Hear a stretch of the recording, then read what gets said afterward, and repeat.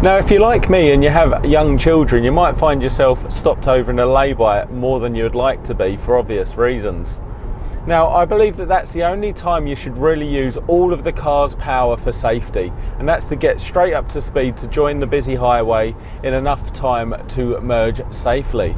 So that's where we're going to do our 0 to 100 test. So I'm going to pull over in a lay-by. We're on a busy highway right now. I'm going to come to a standstill.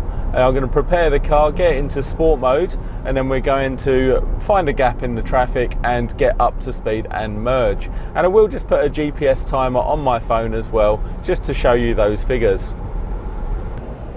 So we're safely pulled over in the lay-by now, ready to start our 0 to 100 test. And as you can see, the traffic is flying by, so we really want to get up to 100 as quick as we can so we can join the traffic at their speed. So I'm going to switch to sport mode and get ready to go.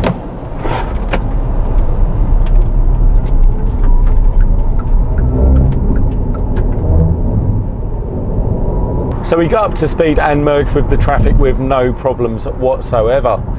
So I've just looked at my phone GPS and it says that we hit the 0 to 100 in 8.06 seconds, which isn't too far away from the specified figures. However, there were a few factors. It's slightly windy today and we was actually heading uphill when we done the test.